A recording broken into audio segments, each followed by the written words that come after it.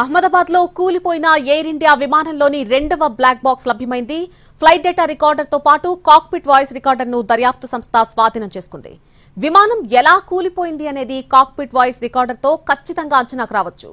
సాధారణంగా విమానాల్లో బ్లాక్ బాక్స్లు రెండుంటాయి. బ్లాక్ బాక్స్ లో ప్రధానంగా రెండు భాగాలుంటాయి. ఒకటి సివిఆర్, రెండోది ఎఫ్డిఆర్. కాక్పిట్ వాయిస్ రికార్డర్ లో పైలట్, కో పైలట్ మాట్లాడే మాటలు రికార్డ్ అవుతాయి. ఫ్లైట్ డేటా రికార్డర్లో విమానం ఎంత ఎత్తులో ఎంత వేగంతో వెళ్తుంది, ఇంజిన్ పనితీరు ఎలా ఉంది అనేటువంటి వివరాలు రికార్డవుతాయి. ఎయిర్ ఇండియా 171 విమానంలో ఒక బ్లాక్ బాక్స్ ను 2 రోజుల క్రితమే air craft accident investigation bureau AAIB అధికారులు గుర్తించి స్వాధీనం చేసుకున్నారు. బీజే మెడికల్ కాలేజ్ హాస్టల్ భవనంపై మొదటి బ్లాక్ బాక్స్ అనేది దొరికింది. మరొక బ్లాక్ బాక్స్ కూడా తాజాగా లభ్యమవడంతో దర్యాప్తులో పురోగతి కనిపించబోతోంది. బ్లాక్ బాక్స్లు స్వాధీనం చేసుకున్న విషయాన్ని అధికారులు ధృవీకరించారు.